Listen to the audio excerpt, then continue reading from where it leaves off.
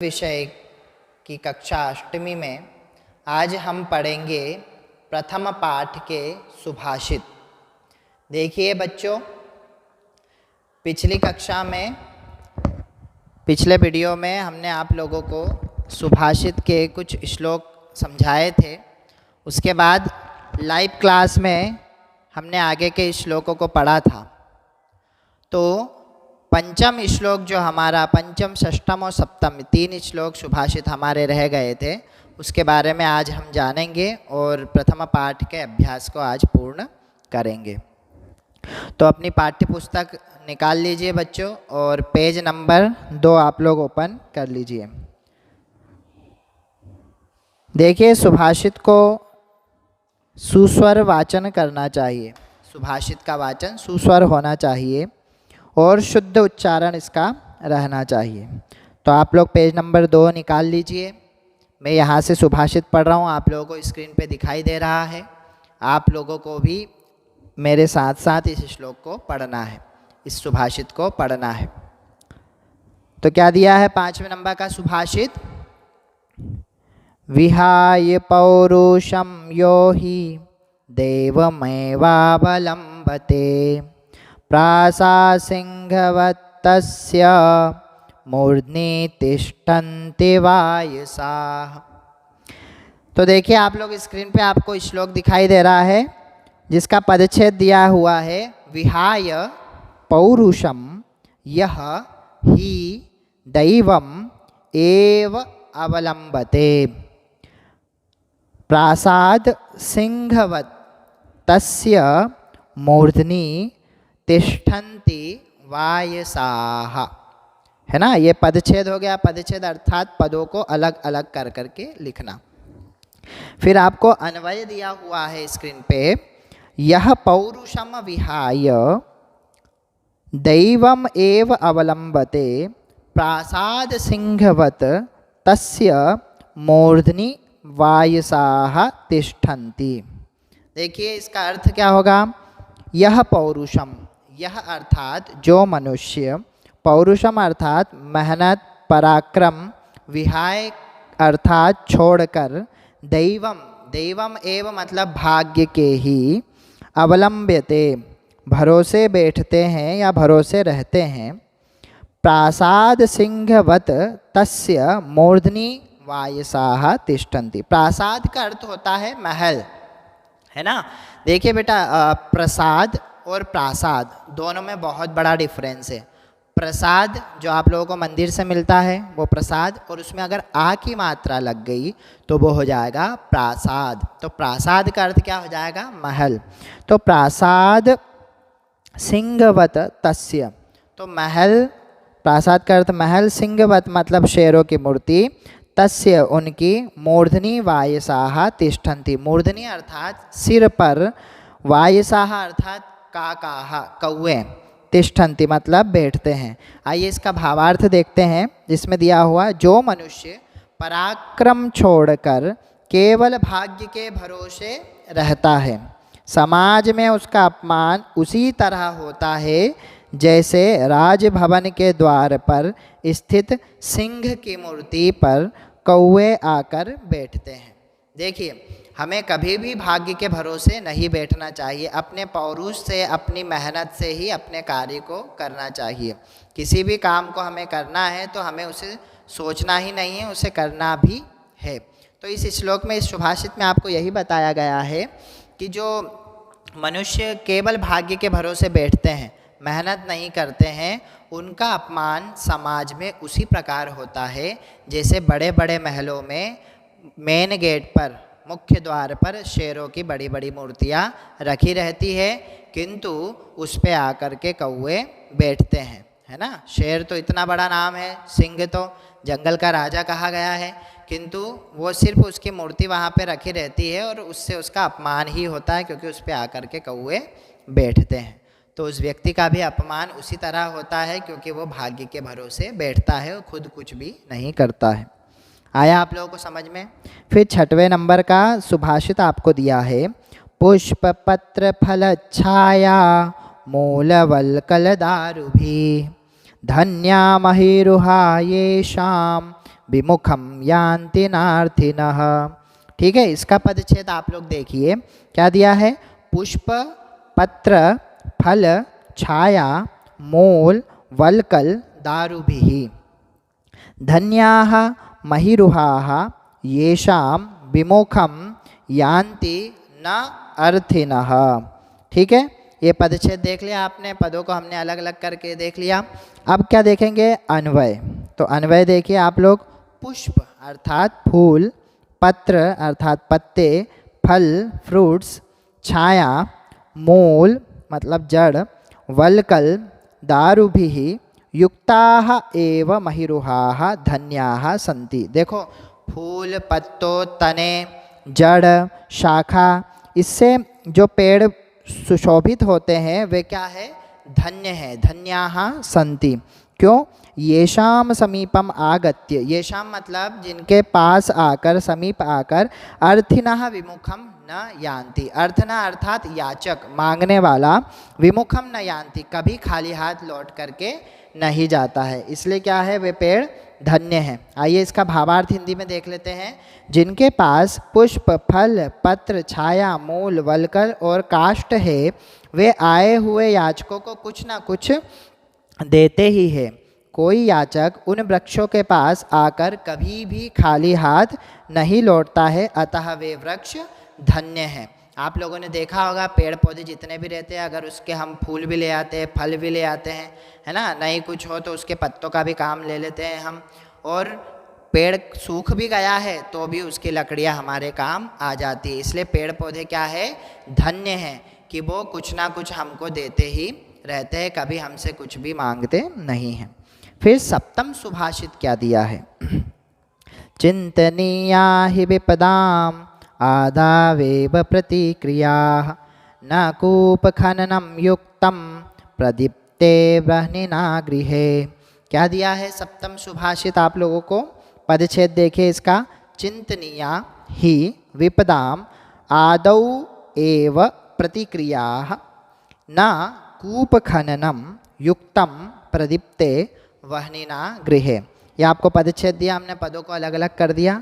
अब इसका अन्वय देखते हैं। अन्वय मतलब इसका सरल रूप देखते हैं। आदौ एव विपदाम ही प्रतिक्रियाः चिंतनीयाः। आदौ अर्थात पहले, एव मतलब ही, पहले ही, विपदाम ही, विपदा मतलब मुसीबत को, समस्या को, प्रतिक्रियाः चिंतनीयाः। तो आदौ मतलब पहले ही किसी भी मुसीबत या समस्या की प्रतिक्रिया चिंतनीय, उसके उपाय के बारे में पहले ही हमें सोच लेना चाहिए। क्यों सोच लेना चाहिए। वह्निना प्रदीप्ते गृहे कूपखननं युक्तं न भवति। क्यों, क्योंकि घर में आग लग जाने के बाद कुआं खोदना उचित नहीं होता है। तो इसका देखिए हम भावार्थ कि कस्मिन्नपि कार्य समस्यानां संभावनाः भवन्ति एव, अतः तासां समस्यानां निवारणाय उपायाः पूर्वमेव चिंतनीयाः। यतो हि यदा गृहं ज्वलति तदा कूपखननम् उचितं न भवति। तो देखिए क्या दिया इसका हिंदी में। मनुष्य को विपत्ति आने से पूर्व ही विचार कर उससे बचने का उपाय सोचना चाहिए। क्यों, क्योंकि घर में आग लग जाने के बाद कुआं खोदना उचित नहीं होता है। इसका सरल उदाहरण आप लोग देखिए। आप लोगों के एग्ज़ाम आने वाले हैं, मान लो आप लोगों के टेस्ट है ना। तो अगर टेस्ट से पहले अगर आपको उस टेस्ट में पास होना है, अगर आप सोचो कि नहीं जब टेस्ट होंगे तभी हम पढ़ेंगे, तो जब टेस्ट वाले दिन पहुंच जाते हो आप सोचते हो आज नहीं कल पढ़ेंगे, कल पढ़ेंगे, कल पढ़ेंगे, और एक दिन आपका टेस्ट वाला दिन आ जाता है और आपने तो कुछ पढ़ा होता नहीं है, जिसके कारण आप क्या हो जाते हो, फेल हो जाते हो। क्यों, क्योंकि अंतिम समय में पढ़ने से कुछ भी प्राप्त नहीं होता, ना आप अच्छी तरीके से पढ़ पाते हो और ना टेस्ट अच्छे से दे पाते हो। इसलिए हमको पहले से ही तैयारी करके रखना चाहिए। इस सुभाषित में हमें यही बताया है। देखिए अब अभ्यास, आप लोग स्क्रीन पे अभ्यास में आपको क्या दिखाई दे रहा है। पाठे दत्तानां पद्यानां स्वस्वर वाचनम कुरुत। आपके पाठ में जो पद दिए गए हैं, जो सुभाषित दिए हैं, उसका आपको सस्वर वाचन करना है। सस्वर वाचन मतलब उसको सुंदर रूप से गाना है या उसका वाचन करना है। तो ये आप लोगों को स्वयं करना है। हम देखेंगे दूसरा, श्लोकांशेषु रिक्त स्थानानि पूरयत। अब इस श्लोक में से हमें क्या करना है, रिक्त स्थान की पूर्ति करना है। तो पहला क्या दिया है, समुद्र मासाद्य खालिस्तान। तो समुद्र मासाद्य हमने ये पढ़ा था, आप लोग पेज पलटा है, पेज नंबर 1 पे देखिए, पहला सुभाषित जिसमें लास्ट लाइन दी है समुद्र मासाद्य। तो क्या आ जाएगा इसका, भवन्त्य पेयाः। तो पहले में आ जाएगा भवन्त्य पेयाः। दूसरा आपको स्क्रीन पे सब दिखाई दे रहे हैं, जिसमें दिया खालिस्तान वचः मधुर सुक्त रसम सृजन्ति। कौन अच्छे वचन बोलता है या कौन मधुर वचन बोलता है, तो क्या जाएगा, श्रुत्वा वचः, है ना। मतलब बुरे वचन सुनने के बाद भी जो मधुर वचन बोलते हैं वो कौन होते हैं, सज्जन लोग होते हैं, संत लोग होते हैं। तो क्या जाएगा दूसरा, श्रुत्वा। तीसरा दिया तद्भागधेयम खालिस्तान पशूनाम। तो क्या जाएगा इसका, परमम पशूनाम। तो क्या आ जाएगा थर्ड का, परमम। फोर्थ है विद्याफलम खालिस्तान कृपणस्य सौख्यम। तो विद्याफलम खालिस्तान कृपणस्य शौर्यम। विद्याफलम किसको प्राप्त नहीं होता है, तो यह आ जाएगा व्यसनिनः। व्यसनिनः स्क्रीन पे देखिए आप लोग, व्यसनिनः का मतलब होता है जो व्यसन करते हैं, जिनकी बुरी आदत है, उनको विद्याफल प्राप्त नहीं होता है। फोर्थ देखिए क्या दिया आपको, इंगा नंबर का, पौरुषम विहाय यह खालिस्तान अवलंब्यते। पौरुषम मतलब जो मेहनत छोड़ करके खालिस्तान के भरोसे बैठे रहते, तो क्या जाएगा, दैवमेव। दैवमेव जाएगा, जिसका अर्थ होता है भाग्य के भरोसे। फिर च वाला क्या दिया हुआ, चिंतनीया ही विपदाम खालिस्तान एव प्रतिक्रिया। इसका जाएगा आदावेव। अब तीसरा प्रश्न देखिए, प्रश्नानाम उत्तराणि एक पदेन लिखत। एक पद में आपको उत्तर देना है, जो उत्तर है सिर्फ उसी पद को आपको लिखना है। तो पहला क्या दिया, व्यसनिनः किम नश्यन्ति। जो व्यसनी लोग होते हैं, बुरी आदत वाले लोग होते हैं, वो क्या नष्ट कर देते हैं, विद्याफलम, अपनी विद्या को नष्ट कर देते हैं। फिर दूसरा दिया है ख वाला, कस्य यशः नश्यति। किसका यश नष्ट हो जाता है, किसका मान सम्मान नष्ट हो जाता है, तो जाएगा लुब्धस्य। लुब्धस्य अर्थात लालची का। फिर है ग वाला, मधुमक्षिका किम जनयति। मधुमक्खियाँ क्या उत्पन्न करती है, तो माधुर्यम, है ना, मतलब शहद। फिर है घ वाला, मधु सुक्त रसम के सृजन्ति। और मधुर वचन कौन बोलता है, कौन रचना करता है इसकी, तो जाएगा संतः, मतलब सज्जन लोग। फिर इंगा लास्ट नंबर का दिया है, अर्थिनः केभ्यः विमुखः न यान्ति। अर्थिनः का मतलब होता है मांगने वाले किससे विमुख नहीं जाते हैं, तो जाएगा महिरुहेभ्यः, है ना। महिरुहेभ्यः मतलब पेड़ों से विमुख कभी नहीं जाते, खाली हाथ कभी नहीं लौटते हैं। फिर फोर्थ देखिए, तद्भव शब्दानाम कृते पाठात् चित्वा संस्कृत पदानि लिखत।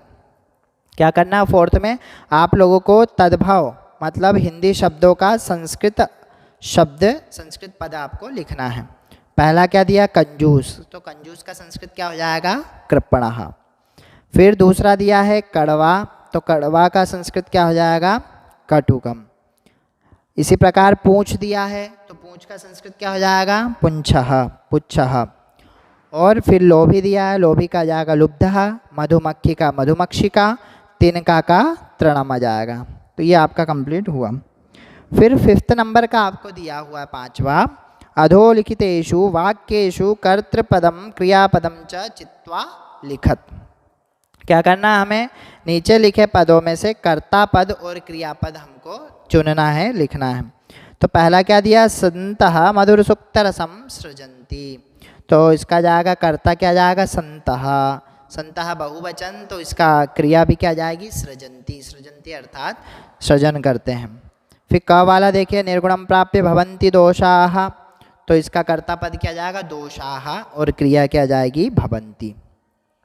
फिर है गुणज्ञेषु गुणाः भवन्ति। तो इसका भी कर्ता पद क्या जाएगा, गुणाः, और क्रिया क्या जाएगी, भवन्ति, लिखन्ति, पठन्ति। ये सब क्या है, क्रिया है आप लोगों की। फिर ग वाला क्या दिया हुआ, मधुमक्षिका माधुर्यम जनयेत। मधुमक्खियाँ क्या माधुर्यम जनयेत। तो इसका कर्ता पद क्या जाएगा, मधुमक्षी, क्योंकि मधुमक्खी की बात कर रहे हैं। क्या जनयेत, तो यहाँ पे जनयेत क्या हो जाएगी, क्रिया हो जाएगी। फोर्थ है आपका पिशुनस्य खालिस्तान मैत्री यशः नाशयति। तो यहाँ पर कर्ता पद क्या आ जाएगा, मैत्री, और क्रिया क्या आ जाएगी, नाशयति। कर्ता यहाँ पर मैत्री हो जाएगा, मतलब मित्रता, नाशयति। फिर है नद्यः समुद्रमासाद, स्क्रीन पे आप लोगों को सब दिख रहा है, समुद्रमासाद अपेयाः भवन्ति। ठीक है, क्या अपेयाः भवन्ति, क्या पीने योग्य नहीं रहती है समुद्र के संपर्क में आके, तो आ जाएगा नद्यः, मतलब बहुत सारी नदियाँ, और क्रिया में क्या जाएगा, भवन्ति। अब इसका प्रश्न निर्माण और 6th और 7th नंबर का जो आंसर है वो आप लोगों के लिए होमवर्क है। आप लोग स्वयं इसको करने की कोशिश करना, नहीं तो हम लाइव क्लास में इसको सॉल्व करेंगे। तब तक के लिए नमो नमः, धन्यवाद। आप लोग पूरा वीडियो देखिए, है ना। इससे आप लोगों को जो भी संशय निकलता है, जो डाउट निकलता है, आप लोग लाइव क्लास में मुझसे पूछ सकते हैं। तब तक के लिए नमो नमः, धन्यवाद।